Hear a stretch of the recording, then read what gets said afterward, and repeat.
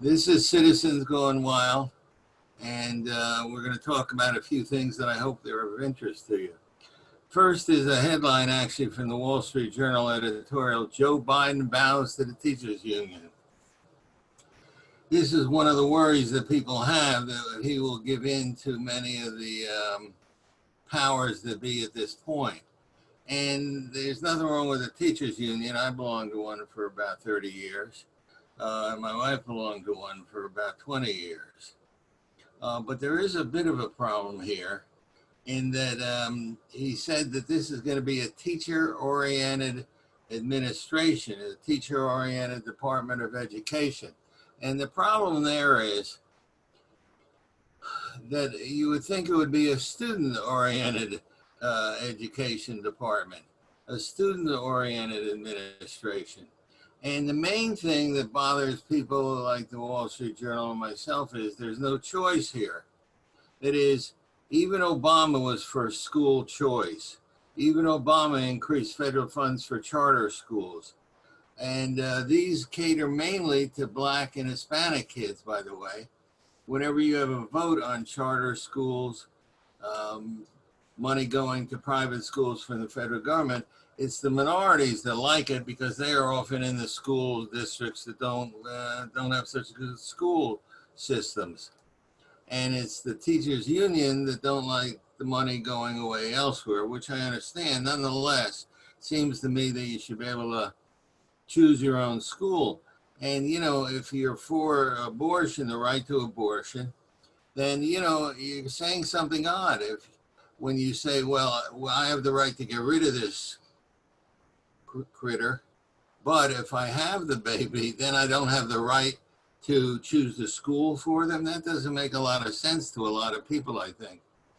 At any rate, he definitely seems to be saying that if he gets elected, there will be a lot less money for choice in schools. I think that could be one place where it's vulnerable, even with minorities. Another thing I wanted to mention today, which is going to be in the news a lot, because there's a lot of focus on colleges and universities, is the campus culture. There's an article in the Wall Street Journal where John Ellis, who's a well-known writer about it, topics like education, says campus culture seizes the streets. And what he means by that is an authoritarian attitude, an authoritarian pose is now going from the colleges, which is already pretty authoritarian, to the streets. And the way people are acting in the streets now, when they're bullying people, when they're shouting people down, when they're shoving people around, kind of reminds them of what's going on colleges and universities. On colleges, on universities, I think you have a situation that will remind you, if Biden becomes president, of what's going to go on at the national political level. That is, there's going to be people shouting people down. There's going to be a lack of free speech.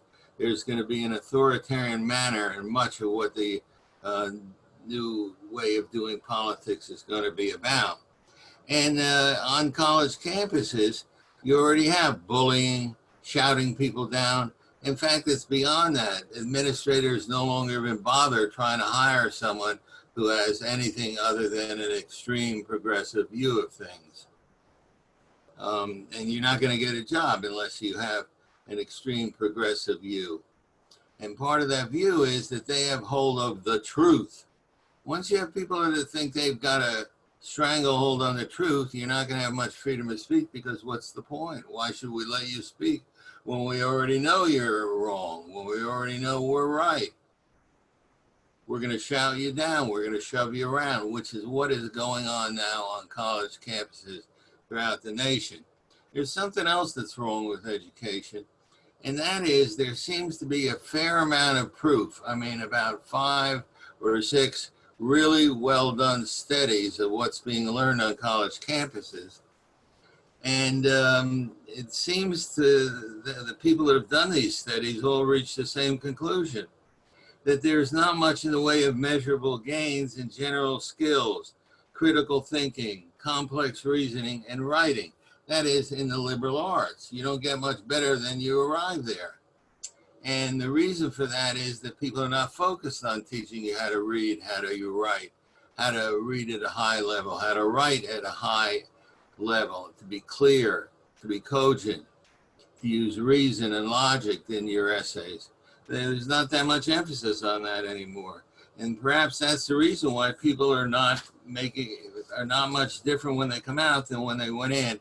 Again, this is in the liberal arts. Obviously in engineering, it's different, because if you make a mistake in engineering, the damn bridge falls down. But if you make a mistake in judging a public policy, who knows what'll happen. This movement, this sort of authoritarian outlook, this leftist outlook, this progressive outlook on college campuses, that everyone, administrators, other professors have given into, has another problem, which is the cost of college is becoming bizarre. It is becoming just absolutely crazy. You now have state schools, Rutgers, for example, that aren't too bad. They're about $30,000 a year if you live on campus. If you don't, it drops down to $15,000 a year, which is one of the bargains of the century.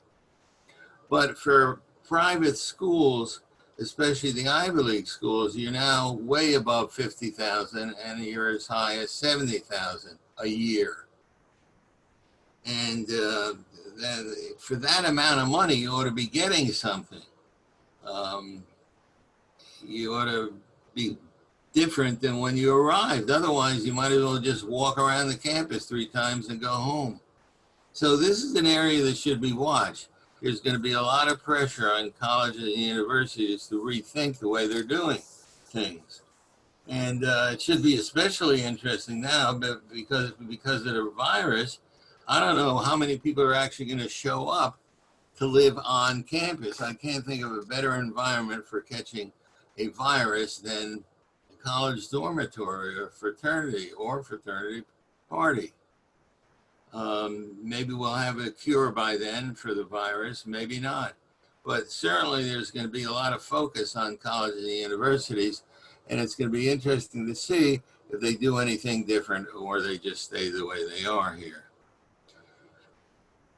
In addition to colleges and the education, I'm also very interested in the fate of Jews in Israel. A lot of people, including myself, think that the way Jews in Israel are treated says a lot about the world. If after Auschwitz, Jews are still engaged in a lonely fight for survival, it shows you what human nature is like. And it's not a happy feeling when you realize what human nature is like. Now, on college campuses, from one end of the country to the other, from the north to the south, there are people who are saying, basically are demonizing Israel. They're saying that Israel is an apartheid state, for example. Apartheid is an extreme form of segregation that was practiced in South Africa. The fact that Israel is one of the bright lights of democracy, it isn't, after all, any country that can stay democratic and free and allow freedom of speech when they are surrounded by enemies from the day they started until today. They say Israel's an apartheid country. They say it's a Nazi-like country, which is particularly galling and very hurtful.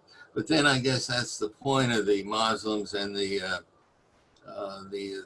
leftists, the progressives, who want to cause the maximum amount of pain in the Jewish heart. In England, at the University of Edinburgh, the Edinburgh Student Association recently said they were going to boycott all things Israel. They said Israel is an apartheid state. They support the divestment movement, which means that colleges and universities should divest themselves of any organization, any company that has so much as an office in Israel. And this fellow, whose name is Professor Dennis McGoyne, he is talking about this, and he wrote a letter to his students, and he said, Israel is repeatedly referred to as a Nazi state, which is, he says, is pretty idiotic. Where are the concentration camps? Where are the Einsatzgruppen? That's the special group of people that murdered Jews during the Holocaust. The SS, the Nuremberg laws, the final solution. There's nothing like that in Israel. Nothing, nothing, nothing.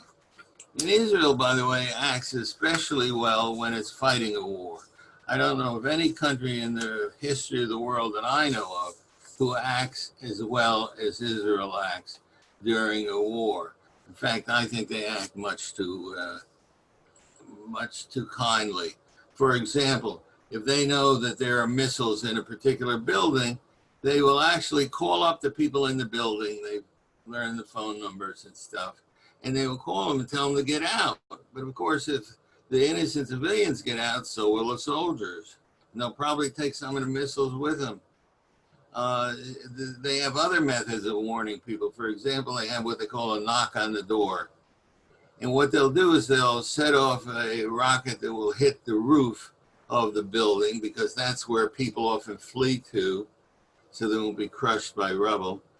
And then they'll send like a big firecracker that'll go off on the roof of the building they're about to bomb, and tell the people, get the hell out of there, we're about to bomb this. I don't know of any country that does that. I don't even know if Israel should be doing that. I have my doubts. Now they talk about an apartheid regime, which means there are different rules and laws for different groups. It was blacks and whites in South Africa. And blacks and whites have different rights. Of course, the blacks in South Africa, until South Africa changed, had a lot fewer rights. In Israel, the Arabs who live there have the same rights as Jews. By the way, 20% of the people who live in Israel are Arabs, Arab Muslims. There's no apartheid there at all. None, zip, doodle. Arab Israelis have the same rights as Jews, with one little exception, one important exception though. And that is, a Jew from anywhere in the world can go to Israel and they have to let him in. The reason for that is that during the Holocaust, not a single nation would allow Jews to come into their land. And so you even had a ship, the St. Louis, that sailed from Europe down toward America, went around the East Coast, around Florida, and was not allowed to let anyone off. In fact, President Roosevelt actually put a Coast Guard cutter on their tail, so God forbid one Jew tried to swim to, I don't know, Miami Beach, he couldn't do it. So that law is kind of necessary. There doesn't seem to be any other group that if they were being murdered by the millions and millions and millions, a country wouldn't let them in. They even offered, by the way, to stand in Alaska and shiver, but they weren't allowed to do that either. Israeli hospitals treat Jews and Arabs more than that. They treat the Palestinians from Gaza who spend a lot of time trying to kill Israelis. They treat people on the West Bank. The same doctors, many of whom are Arab Muslims, and everyone gets the same treatment there. In Israel, women have the same rights as men, which is not something that you can say about the Arab countries. I have a friend of mine who went to Israel, and he happened to be in one of the clinics that they have in Israel. And this Arab guy came up to him and said, "Can I ask you a question?" And my friend said, "Sure." He said, "Listen, I see a lot of women here. Why do you have women here?" And my friend said, "Well, you know, they get sick too, and we want to treat them." And he thought about it and just said, and walked away. The idea that you would waste medical resources on a woman strikes many Arabs, many Muslims, as something ridiculous. Women have the same right. There's no gender apartheid. Gay men and women have their own, face no restrictions. In fact, the gays in the military have their own magazine. I mean, they've been in there forever. They didn't just get to it like some other countries did. Anyway, back to where the hell I was. We were talking about Israel and how it's slandered mercilessly on college campuses. I can't quite figure out if everyone on college is stupid, has no intention of learning anything new, or just doesn't care. Nonetheless, Israel is constantly being slandered, and it's slandered by LGBT groups. It's slandered by all sorts of groups. You know what happens to the gays in Iran? They hang them, and their specialty in Iran is hanging the gays from huge construction cranes. That way the crane can pick the person up by the neck and let them hang there, and it's high enough up so everyone can see it. That strikes me as a disgusting situation. But for some reason, everyone enjoys yelling at Jews an awful lot, and so far that hasn't changed.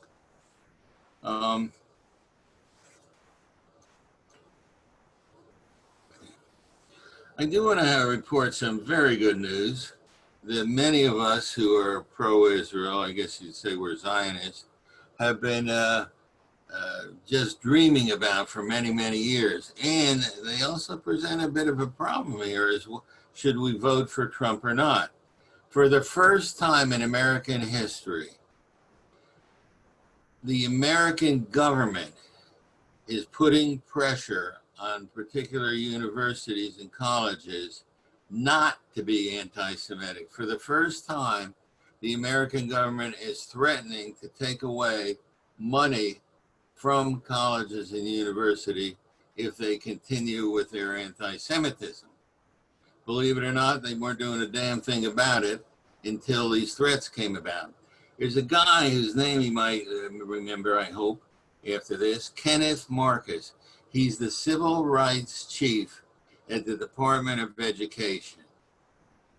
He's a well-known figure in this area fighting anti-Semitism. And basically what they do is they go around to schools that have been, people submit complaints about schools and other things as well. They submit complaints about a violation of their civil rights. And what this program does is it penalizes colleges and universities deemed to be shirking their responsibility to foster an open climate for minority students. Now, before this, the minority students were considered to be Black, Hispanic, gays. Now it includes Jews as a protected group. It is, you can no longer attack Jews. You can attack them, but you might lose your federal funding. And the federal funding is really big for college and university nowadays. Now, some people have said that such a policy could be used to stifle free speech. And people would get very enthusiastic about free speech when someone is freely speaking against Jews. But that's just my cynical interpretation. And you can, for example, anti-Semitism is considered denying the Jewish people their right to self-determination. It is, if you say Israel has no right to exist, you are engaged in anti-Semitism as interpreted by the federal government, the Department of Education. And this seems to be having an effect. The Department of Education goes to various schools. By the way, they've also gone to Rutgers University, but it takes them a long time. And they are now looking at North Carolina and Duke University. And what they do is they say, have you made Jewish people feel marginalized? And if you have, if you engaged in behavior, action, words, demonstration that instill a hostility toward Jews, then they'll take away your money. Now, the reason there's a lot of money involved nowadays is that after 9/11, the federal government decided they didn't know what was going on in the Middle East. They didn't know what Muslims were thinking enough. So they poured in hundreds of millions of dollars to a lot of colleges and universities so that the college and university could, one, teach languages like Arabic, and also, two, learn more about the sociology, the anthropology, the philosophy a lot of these people had, because it's obvious that we were very surprised to learn that they were that angry with us. Some people don't like it. The American Civil Liberties Union doesn't like this sort of pressure, but I absolutely adore it. A lot of the colleges and universities have what they call Middle East Studies departments, where you have people who teach various languages, and you have people who basically give courses on subjects involving the Middle East and the countries, therefore, and their sociology and anthropology and things like that. They haven't liked this at all, but I've been so happy since this has been happening. And one thing that's kind of nice is that we have a few friends here in Congress, and like Doug Lamborn. And what he does is, and he'll be listened to, is he asked the Department of Education to investigate a university for misusing federal funds awarded to Middle East Studies centers under Title VI of the Higher Education Act. Title just is a way of organizing federal laws. After laws are passed and are on the books, they're then organized into certain titles, general areas. Title VI happens to be civil rights. And he charges that the university, let's see here, University of California, Berkeley, they're spending taxpayer dollars for purposes contrary to those required by Congress when it created Title VI. If you get money from the federal government, you're supposed to uphold certain standards. And one of the standards now is you're not supposed to engage in anti-Semitic speech, anti-Semitic teaching, and anti-Semitic actions here. And there's other people too. Representative George Holding, Republican, North Carolina. Denver Riggleman, Republican of Virginia. Paul Gosar, Republican, Arizona. And of course, people who talked about Duke, Georgetown, University of Arizona. And they said that a lot of the activities are hostile to Jews. They're anti-Semitic. And the only way that apparently we can get these people to change is to threaten them with taking away money. But it is America, and that should work pretty well, I hope, here. A lot of these people who get money are actually actively involved in trying to destroy Israel, and certainly spend a lot of time in hostile talk and action against Israel. So that's something that kind of cheers me up in no end. And it'll be very interesting for me to see what they're doing at Rutgers. By the way, Rutgers seems to be accumulating a lot of people who are hostile to Jews, hostile to Israel. Yeah, I have an article before me. Nora Erekat recounts her anxiety over Israel's existence.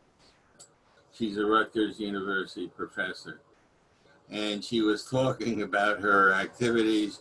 She gets together with the communist Israel hater Angela Davis. If you're older than your parents, you probably have heard about her. There are other people that she was talking to. Code Pink, which is hostile to Israel. Students for Justice in Palestine, which is one of the nastiest group of son of a bitches, who are definitely hostile to Israel. And I hope Rutgers kind of turns their path away from there here and changes their mind here. I have a couple of little things here that I wanted to mention. You often hear in a documentary, or if you're on a college campus, Muslims get up and say, look, my father has a key to this apartment, this house, this farmhouse in Israel, and yet he's out, and someone, a Jew from Brooklyn, is now on his land. Not exactly. Why would they show their keys? Because they're missing a deed. They don't own the land. Only about 8% of the land of Israel was owned by Arabs, by Muslims. When Israel came into existence, modern Israel in 1948, the rest don't own diddly. They didn't own diddly. If they own the land, they still own the land. And by the way, the Israeli courts will back them up on this. I mean, there are going to be arguments, of course, but it goes to the court, and they're very objective. If anything, they lean over backwards to be nice to the Arabs, to the Muslims, to the consternation of many Israelis. Nonetheless, if you see someone and say, here's my key to this apartment and I can't go there, my grandfather can't go there, ask him, where the hell is the deed? There's one other thing. There seems to be a lot of Arab refugees, but no Jewish refugees. How could this be? In 1948, about 800,000 Jews were forced out of Arab lands. And if they didn't move quickly enough, they were hung in the streets. And crowds were told to come out and look at this scene. This happened. And anyway, in large part, people fled because the Palestinian elite that didn't want to get shot would fled. There were also a lot of people say, look, you leave this area, it's dangerous once we kill all the Jews. And that was their plan, to kill every single Jew. They said it out loud lots of times. You can come back and you can have your farm and you can have the Jewish farm next door. There were also some people that were forced away from their house, from their farm. And that's kind of a shame. It's a big shame. But if they come back and they go to court, they have a very good chance of winning. I just want to mention one other thing. And that's, lately you're going to hear, you have heard a lot of talk about Israel is thinking of annexing the West Bank, or as Jews call it, Judea and Samaria. That isn't the right word. They're not annexing that land, they're restoring that land. Before modern Israel existed in 1948, way before, and 3 times by international organizations, Israel were given what was called the land of the Palestinian Mandate. That included all of Jordan. At one time, Israel was going to be much, much bigger. That was the Palestinian Mandate. But England, which is a little tricky when you deal with diplomacy with them, they gave away 80% of Jordan to people who came from a Hashemite line of kings. They actually came from Saudi Arabia, and the British, which controlled the Middle East at that time, said, here, you can have this area. That was the phone. A bad person called, no doubt about it. Anyway, so they gave away 80% of the land that the Jews were supposed to get before anything started. So then there was just a little nubbin, 20% of the Palestinian Mandate was left.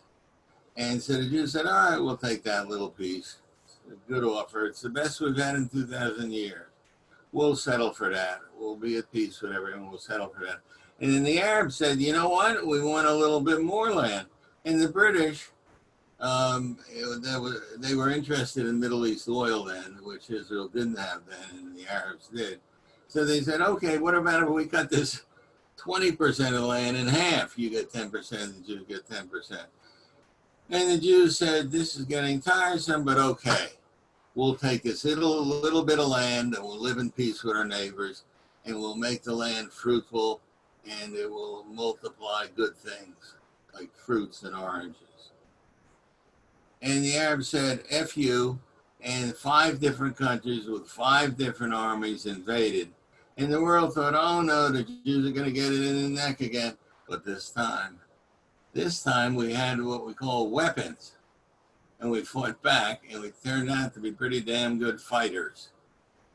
And people were rushed into battle. Often they came off of refugee boats. They were handed a rifle and a handful of bullets. That's it. And somehow we made it work. And we won that war, which annoyed the Arabs forever. After the war, by the way, the Israelis said, hey, look, let's all live in peace here. Let's spend their money on plows and tractors and buildings and houses for poor people. Not on armaments. Come on, guys. And the Arabs said, no, we're not going to recognize you, and we're not going to sign any peace treaties with you. However, we will make 6 substantial tries at killing every one of you. And that's, by the way, what they said, killing every single one of you. But again, the Israelis only got better at fighting. They finally got a few good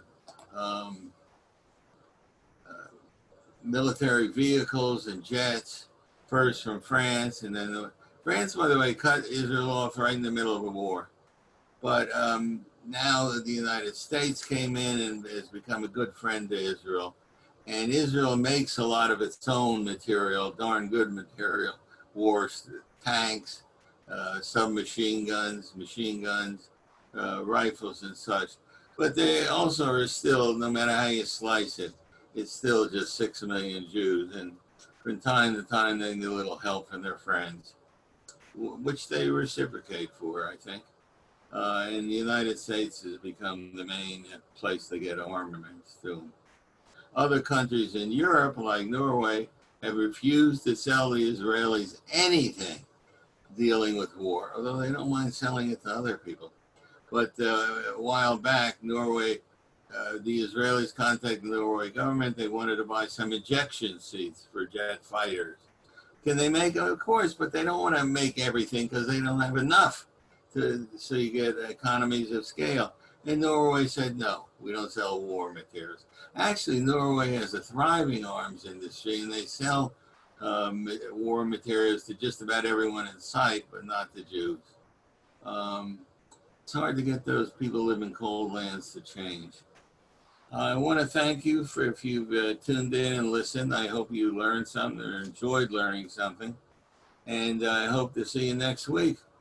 And myself and General Ming will be back. And we'll be talking about some other things that I hope are of interest to you. Thank you for listening.